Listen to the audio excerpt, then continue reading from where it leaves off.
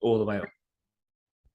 Hi, guys, and welcome to the latest episode of the MSC Performance Podcast with me, Mark Coulson, and Mr. Luke Rogers. For those of you watching on YouTube, you might notice Luke's wearing a nice new MSC t-shirt. He's doing a little spin for us. If you're listening on Spotify, you're not really going to take it in, but we have some new merch available, which you might have seen on our social media channels. Limited edition t-shirt to coincide and celebrate the fact that we had the Commonwealth Games here in Birmingham, which was a fantastic event. So the t-shirt has the famous MSC logo on the front. It has the bull. If you're listening on Spotify, Luke's twirling at the moment. He's doing a little twirl. It's got the bull on the back, which the big sort of mechanical bull that was made, the sort of overlord that watched over us during the games. It's kind of paying homage to that and the successful event that was the Commonwealth Games 2022. So it's a nice little special edition t-shirt. If you're interested in purchasing one, you can purchase them at the gym. They are going like hotcakes. They are going fast, very, very fast. So mainly to the staff, getting quick. Yeah, basically all the staff have just basically bought one. Yeah. Get in there quick, guys. And I dare say, if they do sell up in a day or two, we might have to make another order. I think. No? One-off only. One-off only. If you miss out, then tough shit. Yeah. You've missed out. Yeah. How are you, Luke? You've been a little bit busy. We've missed your presence in the gym. It's been bloody busy. Thanks for leaving us. Chose a great week to go. Chose a great week to go. Those of you who've been training at MSC will know how busy it's been lately, which is fantastic. Lots of new members over the summer period, which is bloody brilliant. But you've been a busy boy yourself. What's been going on? Yeah, I had about 8 or 9 days in Istanbul. And I say Istanbul in the loosest terms. It was an hour away from Istanbul. So on false pretense, they lured me to Istanbul to coach for the Great Britain junior team at the IPF World Championships, which was, like the fourth one I've done now, I think. What age is juniors? With sub-junior as well, so some of it, like the youngest are I think the youngest I handled was 17, but it could be like anywhere from 16 up to 23. So like the best guys are kind of on the cuff of turning into like the open or the senior category. But they're as young as like the sub-juniors are like, under 18. Coaching those for 5 days, always fantastic to be a part of. It's hard work. The long days, I got a bit under the weather when I was over there, which is starting to feel a little bit better now, but I think that's inevitable. You're in Turkey, you got hundreds of powerlifters, or lots and lots of powerlifters, if not hundreds, crammed into one room, sweating. There wasn't really much air circulation. It was inevitable that you was going to get ill. For sure. But I had a fantastic time. Always great to be surrounded with that team, and I love being a part of it. What was the size of the squad? Was it a big team we took over? The GB team is massive. Like the take a full team for sub juniors, the take a full team for women, for sub junior women, sub junior men, and then the junior men and women. So they take a full team. What's a full team? How many are we talking? It's eight junior men, 8 junior sub junior men, and the same for the women. So 16, 32 athletes. So, and there's 6 coaches. Yeah, and then you're pretty much splitting it evenly. So. Yeah. The first day is fantastic. You're on such false pretense. You get there, you're like, there's a water park there, so you're going down the slide, you're having a great time. And then the day after, you got 3 sessions back to back, or 2 sessions back to back, I think it was. And then you went in amongst it. It's fantastic. It's really cool because, they're getting younger and younger, and they're getting better and better every single year. Like some of the you're getting older and older. And I'm getting older. The gap.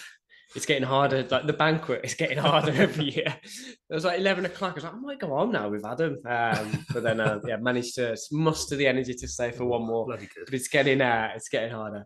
But these kids now, I started powerlifting, I think, at 23.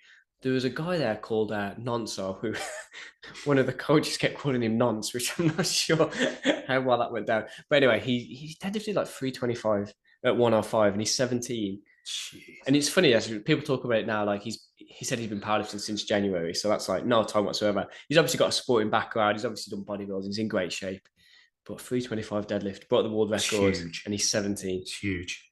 And he's so raw with it.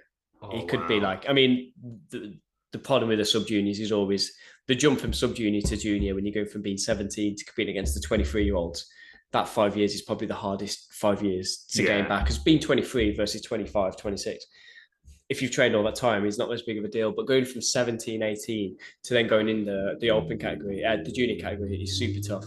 But if he can stick it out, do you think in 5 or 7 years or 10 years, do you think records are going to be getting broken left, right, and centre in the open because guys are starting off so much younger now? Do you feel like it's gonna? I think the standard's going to keep getting better and better. The standard will keep getting better and better. I think the danger is trying to convince the junior lifters to stay in powerlifting and to see it through. You go from being like, you see it from junior to like, one of the lifters, he came, I think came third at Worlds, Nathan, fantastic lifter, really sound guy. But he's like, this will probably be my last year of powerlifting because he's becoming a lawyer. Yes. And you go from doing lectures, and it's hard being at uni, obviously, but it's not the same as doing like a 60, 70-hour week of being a lawyer, like a top-end lawyer in London. The stress of that is just too much. And he's like, this is probably going to be my last year. Or at least pushing it as hard as he wants to push it. Yeah, that's interesting. I suppose because the sport is gym-based, and let's be honest, to get to, to keep pushing and get to a good level, it's got to be, 4 sessions a week, hasn't it, really? I mean, you could maybe get by on 3, maybe you're looking at 5, but you look at, good lifters, and I know with yourself, it's been about consistency over the years of like hitting those sessions, not missing sessions, and like that's tough. You can be a good level like rugby player or footballer or cricketer or something like that, and you can be, you need the gym, but you're not like, if you miss the odd session or you miss the odd week or you're to and from a little bit, like you can probably get away with it. But in a strength sport, you can't. So it's requiring you to be down the gym 4 times a week. Having said that, people drop out of rugby and football and stuff as they get into work as well. So, the thing about the powerlifting as well is like it's 4 times a week, which doesn't sound that much, but it's like 3 hours.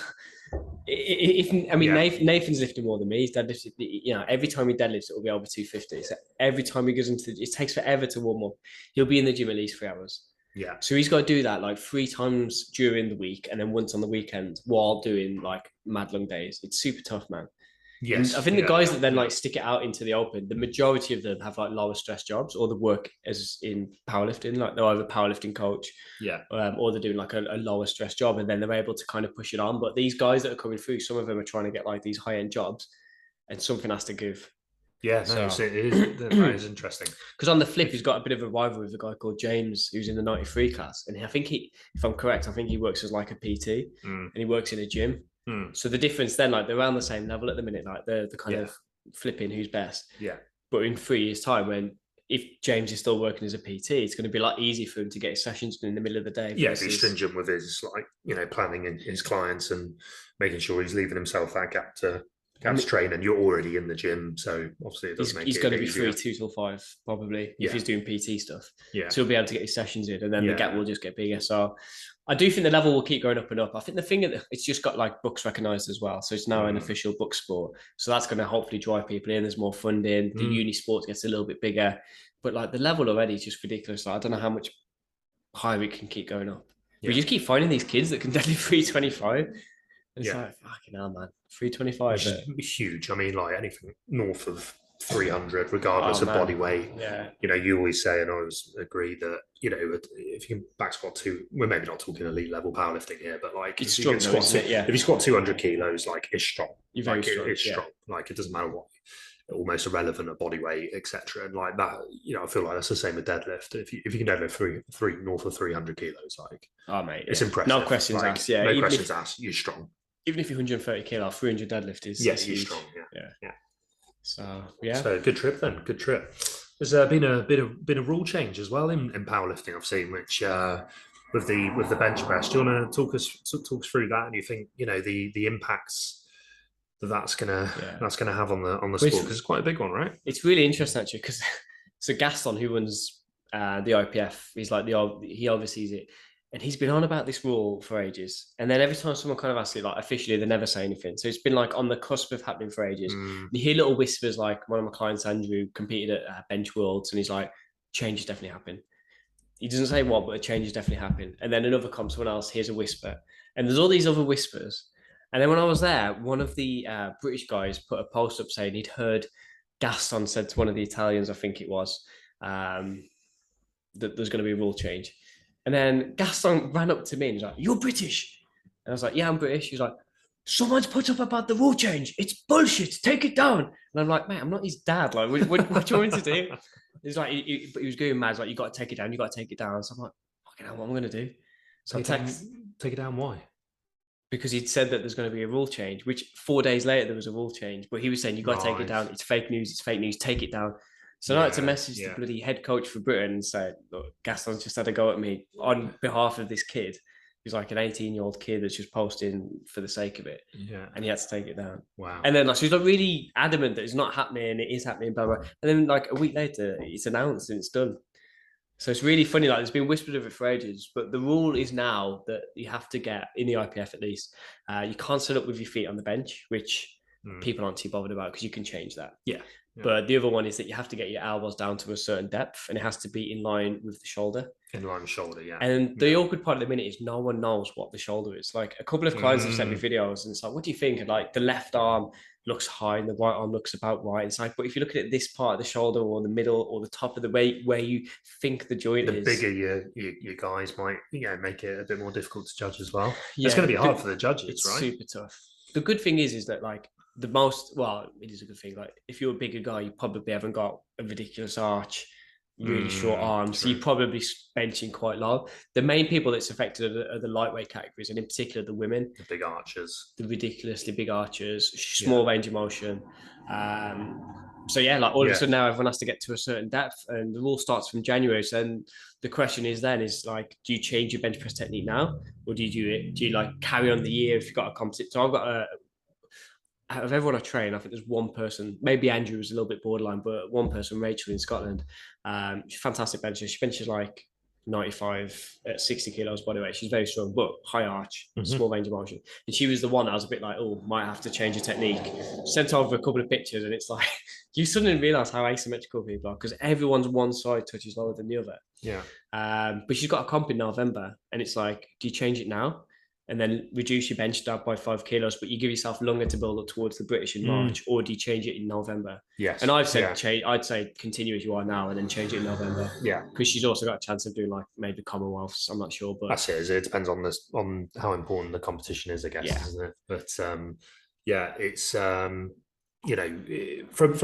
my point of view. I was going to ask, what do you think as a powerlifter? Enjoyer, but not a powerlifter enjoyer. Someone who doesn't compete in powerlifting, but obviously has an interest in it. We set MSC up as an S&C gym with a bit of a powerlifting bias because of my interest in it, your interest in it, obviously, etc. So I mean, it seems like a 100% positive move for a spectator like myself. For a spectator, because I think you see these videos going around and it's absolutely nothing against the lifters because at the end of the day, like I'm a competitive sportsman myself, you push the rules to they're not even pushing the rules, they're lifting within the rules, and the rules were as they were or are as they are, and you can work within that, and they're doing, why would you not reduce if you've got the ability to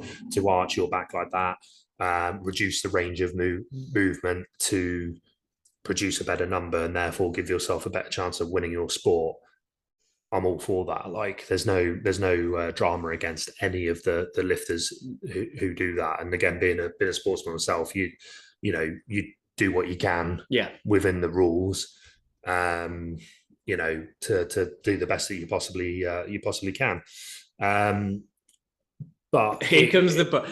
No, but there's got to be nothing against. Again, it's literally nothing against the lifters. But in terms of the rules of the sport, like I do think there was, the issue with the rules and how they were before. You are seeing these, bench presses where, I do worry it's not a true reflection of, maximal strength, because the range of movement is so minimal. And I understand it's a very, very hard thing to judge and to change. No wonder it's taken a while to get the rules changed because, we've spoken about it before. What do you do? Like, how do you change it? But I do think as a interested spectator, and having spoken to casual spectators as well, as I say, it's just not great to watch someone bench with such a minimal range of motion when it's at the extreme end. So the thought for me initially, this is all very new, and just thinking about it, it seems like a positive change for, from my point of view,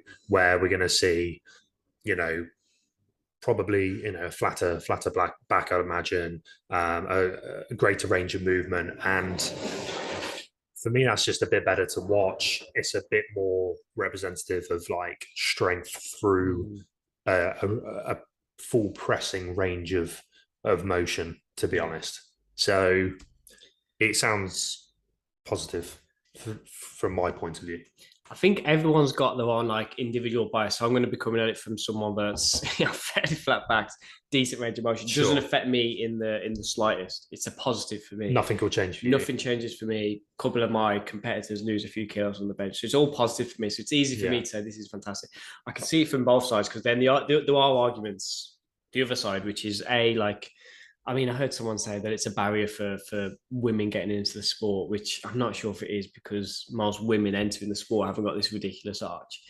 So I'm not sure if that's so much of an issue, but it's at least like it's punishing someone who, if you've got that setup of the high arch and the small arms, really small range of motion, you're naturally going to be good at bench and you're going to be not as good at deadlift. Mm-hmm. So it's punishing them at the lift that they're good at, and it's not taking anything away from the others. Like the guys that have got long arms, they're still able to lock out the deadlifts, and the deadlift might just be above the knee. Well, for them, it might be right up by the hips. Yeah. And it's the same with squats. Some like ridiculously short femur, wide stance, they haven't got to change anything, while they might have to do like long femored full squat. So it's only punishing the one lift. But on the flip to that is like the extremes of the bench, which they said that they've looked at all the records in the last couple of years of Worlds, and it only affects 5% of competitors. And that's at Worlds, where the naturally better lifters will be. So the guys with these extreme setups will be at the Worlds. They won't be at the West Mids. Right. So you'd think that naturally at the top, and apparently it only affects 5% of people. I mean, in the last week, you said about the arch, everyone seems to be keeping the arch and taking the gripping. Oh, right. Because people are trying to keep that same kind of stability, that same kind of setup. And the argument is that like when they're in that high arch, everything's, super restricted, everything's super tight, but they're just taking the hands in. Obviously, some people with the super high arches are going to relax it, but like it's the range for me as a spectator. So it's the range. Like I don't have nothing against like arch in the back, but like it's well, I mean, I've seen it where like there's the 1 inch range, and again, we are talking extremes, and you're talking about like I disagree with like the barrier to entry thing. I think like you don't see many women or men like getting into powerlifting and then like straight away they've got like an incredible arch. Like that takes work, doesn't it, to get into that into those positions. That takes time, a lot of training. But like it's that's one thing that puts me off watching the bench. I think like I'd like to see like a bit more range of movement. So and I mean like Owen Hubbard's benches, he's probably the Owen, don't you? Mm-hmm. It's probably the one of the most famous benches in Britain. Like I don't know if he's still got it, but he had the world record, and he's got to change everything. He has feet on the bench, which you now can't do. He's got a super high arch. He's got to change everything. But he has just said, his close grip is 210. Yeah. So like the best benchers are still going to be the best. Still benchers. Going to be strong. You just got to make a few changes. Yeah. So you are punished, but it's going to get better. And I think like comparing a 1 inch bench press, and some of them mate aren't even an inch. I've seen some. That's what I'm talking about. Like, and again, this is like, it's almost like the CrossFit fails and the videos like that. Like the ones that do the circulation are, like say, less than an inch. Like this is the ones Jackie sends me or whatever. This is, I was going to say, this is the problem. It's just absolutely ridiculous. Like some of Max, like Max sent me one the other day. He said, Josh said it. Max sends it me and he'd be like, oh, powerlifting or strength sport. And it is because one of the reasons people are annoyed is because Gaston has said it's because of the comments on his Instagram, which he should never have said. He shouldn't have said that. He should have just said it's because we want to move the sport forward. It's a super new sport. Rules change, man. Remember, like in basketball, you couldn't stand in the paint for more than 3 seconds. Before, like Will Chamberlain, I think, fucking 7 foot something, just used to stand there. Yeah, football with a back pass, like used to be. If you were 1-0 up, like you could just literally play it around the box. Change, pass it back to your keeper, who could just pick it up, roll it back out. And people thought that was a mad change. I don't know so much about that one, but like the Will Chamberlain one, it changed because of one outlier. some fucking 7'6", whatever guy, just standing in the paint, just standing there. Like they had to change it for one guy. So this is powerlifting changing for the extremes to move the sport forward. And is it because it needs to be more spectator friendly? They want to get into the Olympics, so they're trying to push that forward. They've been pushing for ages, like, because everyone's joking now saying, "Oh, Gaston thinks it's not getting in because people on Instagram are commenting shit." But like, I also think it's a positive thing because it's. I also like it is a swim sport, and I appreciate the technicalities of it because you see how technical it is. Because you'll see these people, the room forever is so small that they'll miss it on the second, and it'll be like absolutely nowhere near. Then the third one will just fly. It's so technical, and I can really appreciate it. But when you try and justify it to like one of your friends and show them it, like they just cannot understand it. It's hard to justify to. And I personally, as the average viewer, which if you want to grow the sport in the long term, you're going to need more viewers. So it needs to be more spectator friendly. Yeah. And even as a powerlifter and as a powerlifter competitor, I just think it's better for the sport long run. And not everyone's super positive about it, but I'm pretty positive about it. And I still think the best benches are going to be the best benches. They're just going to make a couple of adjustments. They need to clear up the rule change as well, because at the minute, like the shoulder, it's a bit grey. It doesn't really say this is exactly where it like with the squat depth, it's top of the knee increase. With this, it doesn't particularly say. So as soon as it starts to clear up, and then you need to see it refed a few times as well, because at the minute, like refs are like, how am I refs will be nervous, eh? Yeah. How am I going to judge this? Like no one knows how to do it. So once that's happened and the ball starts rolling, I think everyone will be a bit more open to it. But yeah, I think it's a positive. So it's been done to grow the sport, presumably. Like, do you think, what else do you think powerlifting could do to get into the Olympics? Or, I mean, imagine there'll be politics involved in that, but like, what can the sport do to grow, do you think? I think that the answer for them is different depending on which one you're going for. So if you're going for the Olympics, I think like it's doing all the right things. Like drug testing is quite high. Yeah. But what I will say, right, is when you get to like, again, sounds like a bit biased, get to a regional level competition, right, the atmosphere is better than worlds. And it's so stupid that I'm saying that. Yeah. Like someone will come out, some random person, first competition, and do brilliant like, atmosphere. Yeah, great atmosphere. Yeah. Get to worlds, man. I remember this one point, and it was like, I can't remember the lifter, I can't remember the category, but it was like they're trying to pull for the win. And I turned around, and there's like a group of people on the phone. There's about 20 people watching. No one's making a noise. And I'm like, fucking hell, trying to pull for the win, and no one's interested. And it's like you're at the World Championships, and there's no atmosphere. It's terrible, mate. When I competed, it was terrible. I had 5 or 6 people there, but apart from them, it's so quiet. You're so reliant. I don't know. Well, because like obviously, if I said to you, "Do you want to come and watch me lift?" I'm lifting in Canada. Yeah, you're not going to come to Canada.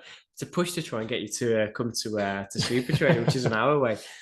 So obviously all your friends and family out there, but there's just not enough. I don't know. There's nothing there to create this atmosphere. Yeah, I suppose, the year before in Sweden, right? So Russ Ahori, who's the most known powerlifter, he's coming out, and on his second lift, he does this to the crowd. He's like, "Come on, let's get going." And then he stopped, and then he looked at the crowd, and then he had to do it again. And he's asking for a little bit of energy from the crowd, and there was no energy. And he's the highest level guy. So actually, when you're at these high level, the atmosphere is terrible. It's shocking. I think in terms of trying to grow that forward and trying to get that better, like moving towards competitions, like you've probably not seen them, but there's like the Abs Pro, and they're the complete opposite. Like they're never going to be Olympics because the Olympics is like where it's super clean. Sure. They've got like fire breathers. They've got this man called Gino dresses up like a pirate, and he's doing the fucking. I'm sold. Yeah, but mate, there's women coming out with like fire breathing in the bikinis. People love that stuff.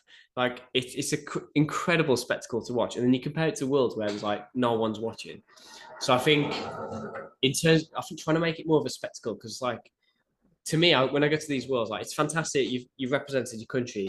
But I don't know how many people actually like say, "Oh my God, that was the best comp I've ever done" in terms of like atmosphere. It's amazing because you've represented your country. You might have had a good lift, but they're not good comps to be at compared to like other comps where like it's a ridiculously good spectacle. And if you listen to the live stream when someone comes out for a lift and you can't hear anything, it's terrible. Wow. So I think if you want to get into the Olympic sports, you probably go down this track. But like if they ever decided that like it's not going to happen, because I don't know, too many failed drug tests, or weightlifting, there's too many failed drug tests. You're gonna have the same problem in powerlifting. Yeah. We're gonna scrap the idea, because they used to have the pirate guy at IPF, Yeah. and then they got rid of him because like, oh, we're trying to clean up this image for the Olympics, and now they've got some old man, and he's just like, no lift, okay. It's a bit like that. It's just no atmosphere. The weightlifting thing has probably not helped powerlifting actually. No, exactly. Because to the Olympic Committee or whatever, they'll probably see them, in a very, very similar bracket. Well, they are in a similar bracket, aren't they, in terms of Olympic sports? Like, it's a strength sport, 2 strength sports there. One's getting all the failed tests, why would the other one not? Exactly. So it's you're better off cutting your losses and forgetting about an Olympic legacy for the next 20 years and actually like getting your fire breathers in, getting your cheerleaders in, or whatever it might be, to ramp it up and make it more spectator friendly, like little things like that. I mean, it's probably a bit off piece, but like seeing the athletics, like the Commonwealths, like the sprinters, like I really liked how when they come on one at a time rather than like old school, they'd all just walk out, and like they come on one at a time. There's an arch, there's like a bit of fire, and then it's like introducing the lifter, and like it's a little bit like Americanization, it's a little bit cheesy, but like I loved it. I think it was great. Like and they do a little pose and then they come out and get an individual cheer as well. And I wonder if that sort of vibe with powerlifting might be the way to get. I'd love to see you jump through a ring of fire, mate. And have you seen the cartwheel into what would your song be? What would your entry be? I have a think. But have you watched The Strongman? Yeah, The Strongman's the same, man. Like they're filming it obviously for telly, but it's like next up, Firm Island. Yes, and it's they bring them out. They got the flag. It's fucking fantastic. Like just to know a little bit about the lifter before, like if it goes, I don't know. Next up, we have Susie, and she's a teacher from Birmingham, and then she comes out, and then like you watch it, like, oh, she's a teacher, and then you start talking about it. I think that's pretty cool. Like just getting to know the lifters a little bit more. When we did the Westminster comp, we asked them like, with the entry form, like, tell us a little bit about yourself, and then they can write down like. So not everyone does it, but you might say PBs, you might say, oh, it's my second comp, I'm really nervous, or I do this as a job. So then it gives the commentator something to say. So it helps you get that connection with the crowd, because the crowd's there to support the one person they know. But if they start to, oh my God, like that person's a mechanic. And then you start to get into the other person, like little things like that really do help. And I think knowing the lifters and what they're doing in the background is cool. It does make sense. I think with the, like you say, the local comps having more atmosphere, that does make more sense. Like if you're lifting in Birmingham or down the road, like, like if there's a comp at MSC, for example, like you get loads of people coming down for like, you think, oh, pop down for a couple of hours, see some like, real heavy deadlifts, and like the see some like there'll be some atmosphere. There'll be people there because it's like easy accessible. You get to see people lifting like insane weights, and you could, I can imagine now like the atmosphere of that compared to like, okay, Luke's competing worlds in Canada. It's like, fuck me, that's like, grand flight there and back, and like, it's like, getting off work for that and all that sort of stuff makes it quite tough, really. And it's just the sport isn't big enough, like if you're running out for England at the Euros, like in football, like, it's probably a bit different, isn't it? It's not as much of a spectator sport, is it? Not. But how do you get it to those level? And it's never going to be football. Rugby's never going to be football. Like football's on a different planet. But like, how do you move forward? That's the key. And maybe that's it. Is maybe the rule change will help. Maybe the entertainment side of it, making it a little less. I don't know what the word is, like say clean as an example word of like, making it prim and proper. Yeah. Maybe it is a case of getting the, ramping the crowd up, because I've obviously not been to as many as I'd like, but been to a few, and it is a cracking atmosphere. Like it is brilliant. Like it's really good. So yeah, interesting. Yeah. We had I think a member earlier, might have been recently, who said to you about bands and chains. Should we have a little chat about that? What was the question? It was referring back to one of our previous podcasts, wasn't it? Yes, I never seen him before. He came down, really nice lad. He just asked. He said, "All right, in a podcast before, you mentioned for powerlifting that you don't really like bands and chains." This is kind of, we're getting into the Q&A now, aren't we?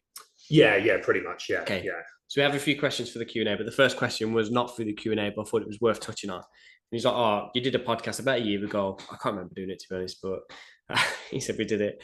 And he said that we said on the podcast that we didn't think that chains and bands had much merit for powerlifting. The question is why do we have bands and chains at the gym? Yeah, because they look cool. The chains if sound you cool. if you want to be a hardcore gym, you have to have chains. You wrap it around your neck like The Rock and do dips. that's what they're for. But it's a good question, and like it is a good question. Yeah, I think what we said at the podcast, what I said to him, but I think it's worth touching on, is that you don't really see people using bands and chains for the top end, or if you do, it's quite rare. But they have got a lot of merit for other sports and for other stuff. This is really not about. It's going to turn into a not powerlifting question.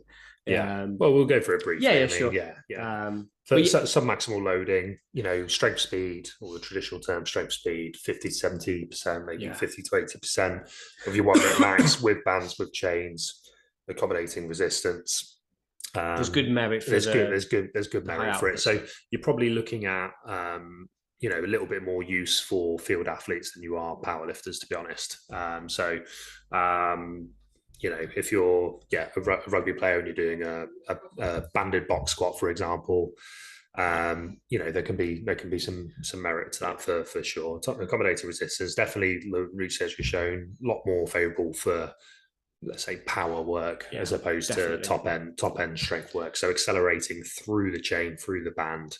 Obviously, as you're accelerating, your joint angles changing, you're coming towards towards full range of movement. The resistance is increasing, therefore you're having to maintain your top speed, your top output throughout the movement. Whereas traditionally, like if you're doing let's say a rugby player typically might do a box squat that's parallel or slightly above, once they're past that first 3 or 4 inches of movement, they're slowing down at the top of the movement, and the resistance has been overcome by that point. And with bands or chains, the resistance is continuing or even increasing. Sorry, as we push higher up into those higher joint angles. Yeah. The only merit I would use it for powerlifters, not so much for like powerlifting specific training, but if someone was coming back from like a injury where they might not be able to load up, like let's say a squat, they're finding it really uncomfortable in the deep part of the squat, like maybe the quad can only tolerate, let's say, 100 kilos. You might add bands or chains to add a little bit more resistance kind of through the mid portion of the top, where the quad can actually tolerate a bit more work. But in that bottom position where you're finding things a little bit uncomfortable to load, if you did like a banded squat, let's say 100 kilo at the bottom, 140 at the top, you're getting a little bit more work through the mid portion without kind of aggravating the quad. Yeah. And I think that could be the case for a lot of exercise. Let's say bench, you're finding the bottom part beating up your pecs. You might do a 60 kilo press rather than 100, but add some bands or chains at the top. I don't really use it very often. I haven't used it for years, but that's one of the merits that I could see using it. Yeah. I also like the bands for squats because it has like that active kind of pulling down. Yes. So when you're trying to learn to control your descent, a bit of tissue tolerance in the bottom position. Yeah. Right. Yeah. Rather than just having the static plate, which doesn't really have any active pull, the band actively pulling down forces you to be that little bit more controlled. A little bit tighter in the bottom. Exactly. So I do like them for there, but like you never see, you see the occasional person, but in raw powerlifting, you very rarely see someone using bands and chains these days. And if they do, it's like a secondary day. It's super, super rare. And I think the reason is that like they've not got much merit. Yeah. But for top ends, for speed, for power work, I think, that's why we have them more for your field-based stuff. Yeah, absolutely. So, Cool. So we have had a Q&A, which we put on Instagram the other day. There we go. Cool. So we talked a little bit about obviously like how to grow the sport of powerlifting, but how, the first question from one of our members, Ethan, how do you get started in powerlifting? What are the channels to go down, etc.? And then in brackets, thank you. That's nice. Which is very nice, isn't it? That's nice. So to get into powerlifting, you need to be, you don't have to be a member of a specific powerlifting federation. I would look at what competitions are available within your area. The biggest one for raw powerlifting or classic powerlifting, which is what most people do, would be British powerlifting. But then you've also, the comps get super full, which is one thing we was going to speak about, but we didn't really get around to. Comps are getting super full. So I would just find what what federation has got available competitions to yourself. And then from there, you can enter the competition. You probably need to join that federation. So for British Powerlifting, it's super simple. You join British Powerlifting membership, which you can pay for the year. I think it's like £50. And then from there, you can enter the West Midlands competitions. So once you've entered your competition, if you qualified for English or British, you can go to there. You can also do different regions competitions. So if you wanted to do like the super training comps, which are quite popular, they're about an hour away, or like North Midlands, East Midlands, which are fairly close. You can also do those if they're accepting guest lifters. But all you need to do is be a member of British Powerlifting. So you might do like a BDFPA comp, which is a different federation. They might have comps near yourself or days which suit yourself better. Same idea, you join BDFPA, enter the competition, and then you win. If you do the British powerlifting ones, like in terms of equipment, you don't particularly need anything. You'll see people wearing like knee sleeves, a belt, wrist wraps, etc. You don't particularly have to wear them, but it obviously helps if you do have them. You would just have to check the rules within the federation that you've joined and what they allow you to use. For example, BDFPA, you can't wear knee sleeves. British powerlifting, you can wear knee sleeves, you have to wear a certain type of belt, etc. So check the rule book, see what you can use. But in terms of joining, it's super straightforward. You buy an annual membership and then you're pretty much done. Just choose the competition that you want to do and then you entered. What if someone's nervous about the kind of level, wanting to know what kind of level to go in? Someone worried potentially of, they might not be strong enough. Yeah, sure. That's super, super common. I mean, I also help win the best mid stuff. So you see all the time, like people say, oh, what level would be good for me to do my first competition? And I'll always say like, it doesn't matter, but to some people it does matter. So if you want to check, like I would just go through like the federation that you're at, have a look at the regional results, and kind of see whereabouts you are. And it's very individual, isn't it? I guess it is. And the problem with regional is because people are coming in and out. One year you'll get someone total 800, the next year someone's totaling 500. There's no kind of consistency, but you can get an idea roughly of what the results are looking like. Yeah. There is no minimum standard for doing a regional competition, and some of the best, like people think they're going to get judged. The best atmospheres are normally for like the nervous beginners because people can sense they're nervous. They normally give them a bit more support. It's super supportive at like the regional level. At British level, it is as well, but obviously you're against each other then and you're actually in a competition. At West Mids, most people are there just for themselves, just to enjoy it, get the best competition and get the PBs if they can get them. And some of the best atmospheres I've seen have been like people have made a mistake on the first or they're really nervous and the crowd can really sense it and pick it up. So there is no minimum standard to it. My advice is always kind of like, as long as you're lifting to good standards, like you understand what the rules are, enter a competition because the more times you can get it under the belt, the less nervous you're going to be coming into it. The more kind of competition time you get under your belt, the better you're going to be at doing it. And there is no minimum standard, so there's nothing stopping you doing it straight away. I started powerlifting and then within a month I entered the comp. Yeah, I'd always obviously trained for years, but like powerlifting, I was like, I wanted to powerlift. I found a comp and I entered it. But like I say, people will be different. Some people might feel they want to get a little bit better before they compete or whatever. So that's a good answer, really. I think in terms of checking the results and check the results. I would say just don't leave because a lot of people are like, oh, I'm going to wait till I get to British level, and can maybe underestimate how hard it is to get to Britain when there's only like 10 or 20 people getting to British level. Like it's tough to get there, and you might be putting it off for 2-3 years, and then you have a change of life circumstance where you've had a kid or your job's got super stressful and you can't actually do it. So I would just seize the day and try and enter as soon as you feel comfortable. Competing makes you better as well, doesn't it? Let's be honest. It really does. There's a skill to it. You turn up, you get that comp done. Let's say you've been training 3 months or something like that. You go and do your comp. You've got a benchmark there. You've got a standard to work from. And also, like you said, mistakes are obviously made when you're doing your first comp or something like that. So, get the mistakes out of the way early, surely. The first comp you do, you're walking around like a goon. Like you don't know where to weigh in. You don't know what weigh-in is. You don't know where to go. You don't know where to get your rack heights. When you've done one comp, you're like, oh, okay, so I'll get what I weighed in. Then I do my rack heights. And it's super easy. And when the next time, you just walk in. You know what you're doing. You know what you got last time. There's an argument for a little bit of feel good as well for like, because you're going to improve. Got you're going to do better. PB. Exactly. So interesting one. You said the comps are filling up quickly then. That's a good thing for. It is a good thing. So the sport is growing, The problem is because it's a volunteer sport, the sport is growing at a rate that is faster than the amount of people that help out, is how I describe it. So like for West Mids, there's like 10 of us that do it. We're not willing to do more than 3 comps a year. So people are moan because we only do 3 comps a year, but it's the same 10 people doing those 3 comps. Rather than having like 30 people, we could probably do 9 comps. We could have like, if we had another team of 10, you could put in another 3 comps. We could do 3. My workload would stay the same. Someone else's workload could take on another 3. You have 6 comps a year then. You have one every other month and it becomes a little bit more attainable.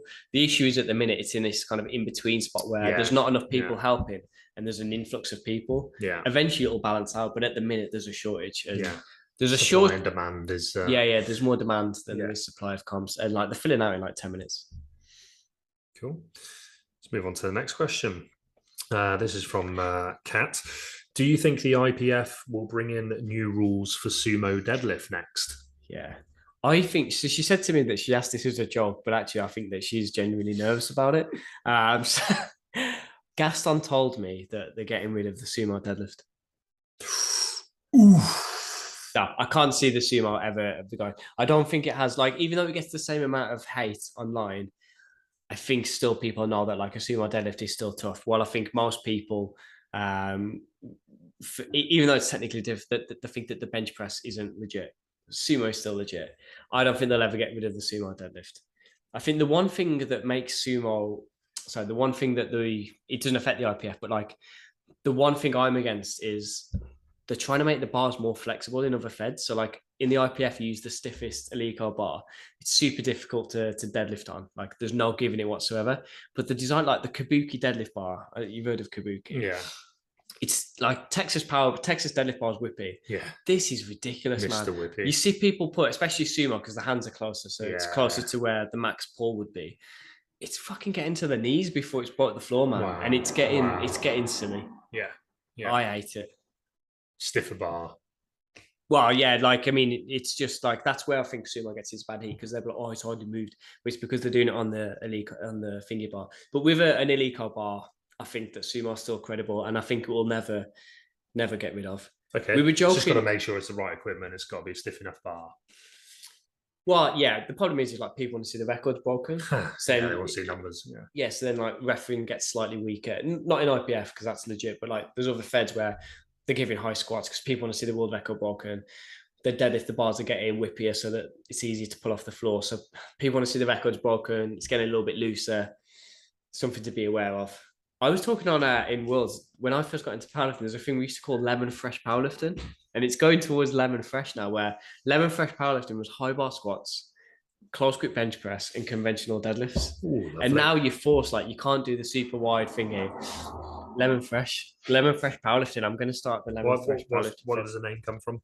I don't know. It's just lemon. It's just fresh in it. It's clean. Lemon fresh, clean. Lemon fresh. So yeah, no, sumo's not going anywhere. Do it, man. Start a new fed. There is rumours of the USA PL have set up like in a few different countries, and apparently they're setting up a USA England. Oh. So there'll be USA PL England. It's a confusing name, but they've got USA PL Australia, USA PL I think Japan. So they're setting up an England one. So when you talk about like there not being enough comps, maybe that will solve it. Interesting.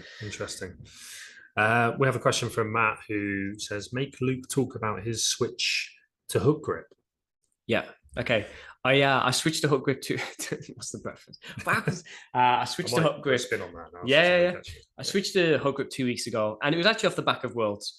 I'd been having a couple of issues with my deadlift grip, and a lot of times, even though I wasn't letting go of the lift, I did on a couple of sets, but I was feeling it was slipping on one side, causing a little bit of discomfort through the back. I was finding that like I wanted to hold the bar as low in my hands as I could, but I found having to hold it higher and higher to actually hold the bar, that it was making my position off the floor not where I wanted it to be. And I was watching everyone lift at Worlds, and like the way that I deadlift now, I really try and emphasize the slack pull, but it's hard with that one hand under because you're naturally short and then through the bicep. And I was just watching everyone pull and how low they could hold it in the hands. And I was like, I need to give this another go, because I gave it a go a few years ago, and I think I got to about 190.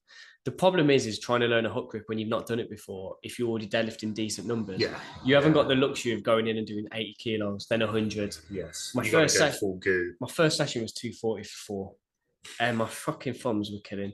I'm not surprised. I know. Yeah. Yesterday I did 245 for 4, and then last week I only did 1 set. This week I did 2 sets. Mate, my thumbs today, like if you touch my thumb, it's boiling. Yeah. It's hot. So I've mainly switched because it helps me with the slack pull. I can hold the bar a little bit lower in my hands, Does grip feel secure as well, man? Like super secure, and it looks so much more. Don't have to tell me, mate. I Yeah, love a hook grip. yeah, it's way more symmetrical. There's no windmill at the top. My back feels amazing. Yeah. It's only been 2 weeks. I don't want to get too ahead of it. Yeah, but I love it. I do like hook grip. My thumbs are. Back in the day when I used to lift conventional, I liked a hook grip. Did you hook? Yeah. Decent. I think, like, I mean, you watch the kids now, like that's another thing. Like, there's the more info that comes out, everyone hook grips. All the kids hook grip. There's a little bit of fashion, isn't there? Like things go around, like even the bands and chains, and like Olympic lifts versus jumps and stuff. Do you remember like we did a podcast, right? We did a podcast, and I said hypers were going to be the next big exercise. Yeah. Everyone now hypers, mate, 50 kilos. One person mentioned it, it's Chance Mitchell. Everyone's doing it. I didn't invent it. Chance Mitchell popularized it. There's a guy called Sean Noriega, and he's hook grip, and he switched to mixed grip for about 2 weeks, and then everyone switched to mixed grip. It's carnage. It's carnage, man. Carnage. It's like fashion, isn't it? When you see like someone wearing something some ridiculous Balenciaga or something, and then people take it seriously, and everyone wears those stupid dinosaur shoes. But it is like you said, getting old of dinosaur stompers. These kids, but like it was belt squats, wasn't it? It's hypers. It's all the time. Well, belt squats has gone out a little bit now, hasn't it? People are still using it, but like it was like you had to do belt squats. I mean, queuing up at MSC to use a belt squat almost, and then now it's hypers. It's hypers, yeah. There you go. Funny. Question from Jordan, who's asked, what is the ideal pre-training breakfast? So I think what Jordan's someone who trains around lunchtime. So I think what Jordan's saying is 3 hours, 4 hours out from a lifting session, what would nutrition look like for Luke Rogers, and how, counters down from T minus 4 hours or 3 hours to a heavy session. What I will say before I do this is at Worlds, one of the bad things about Worlds was the breakfast buffet was the worst food I've ever eaten. And I do like food. I'm a bit of a foodie. I like going out to nice places, but I'll also eat anything. Into that Trentino. I went to Trentino the other day, but I'll also eat anything. But this was disgusting, Mark. Like, it was cold. It was slop. Gaston's going to fucking murder me now. But it was disgusting. But what I really like, sloppy goo. It was sloppy, cold goo. Ugh. But then what I like about it is when you're at Worlds, like the different countries and what they have for breakfast. It's like the Asian countries eat a certain way, the Nordic countries eat a certain way, the French eat a certain way. It's really interesting. There's no like consistency country on country. It's not like they're all thinking, right, we've got to get high carb, moderate protein. Like there's some that are eating like pure fats, like cold cut meats. Eating within the culture. Sweet, yeah, absolutely. There's no consistency.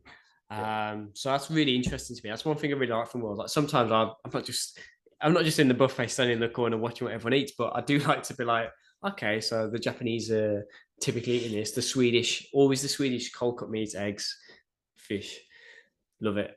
It's really interesting to me. So there's no like, because powerlifting is not like this specifically, like you need loads of glycogen or you need loads of carbs to get through it. So there's not really like, you can eat kind of, not whatever you want, but I think as long as it's not stupid, it'll be okay. For myself, 4 hours, if I train early once on a Saturday, like 11, 12, so not super early, I'd probably have porridge and some whey protein. And then an hour or 2 out, I'd probably have either some sweets or some Cocoa Pops. Yeah. So I'll have like a little bit more kind of like slow, easy, slow digesting carbs, maybe a bit of fruit with it early. And then a couple of hours out, I'd have something a bit more fast digesting. Yeah. A couple of hours out or an hour out or an hour and a half out. Yeah. I used to be a little bit closer, but now I've started to prefer slightly further out. Yeah. So that breakfast at like 8 and then maybe like 10:30, 11, have the cereal and then head over for 12. Yeah. So I prefer to have something a bit more sustainable and then a little bit more fast acting. Yeah. Closer to it. But I think as long as you're not being an idiot, you can get away pretty much eating. It's not everything's going to be optimal, but yes, like hydration, some carbs, some protein. Like we spoke about with Joe, not too many like ridiculously high fats. Exactly. Fats low, especially if you're doing like a high volume session. Yeah. Makes sense. Brilliant. Yeah, we can leave that there with the questions, I think. What about the jackals? Apologies, I almost missed one from Mr. Emperor Ziggy. Rumor has it the JQ Jackals game series final is fast approaching. Can Luke confirm? I can confirm that the JQ Jackals will be playing at Aston Uni the 2nd of October against the Sahel Tigers. And That's huge. we have a full team. It's game 5. It's 2-2. It's been going on for years. Wow. The finale is happening. So wow. End on a serious one. There we go. Yeah, absolutely. Yeah. Who's looking to make the starting 5 for that is? Well, Graham is currently in the Seychelles. Oh, very nice. So it's going to be me, Curran, Barney, James. Yeah. That's yeah, we'll see. We'll see for the 5th. Yeah. But yeah, exciting for grabs potentially. Up for grabs, yeah. Marvelous. Brilliant. I think that's a nice place to stop. Yeah. We'll leave it there. Yeah, thank you guys. Thank you for listening to our powerlifting podcast. If you have any questions regarding the new rules, or if you wanted any more kind of ideas or in kind of terms of direction of where you should take your training, if you are looking to make changes on the rules, feel free to get in touch. Or if you have any questions regarding anything MSC related or programming related, powerlifting or not, get in touch. And if not, we will speak to you all soon. Marvelous. Thanks for tuning in, guys. Catch you next time.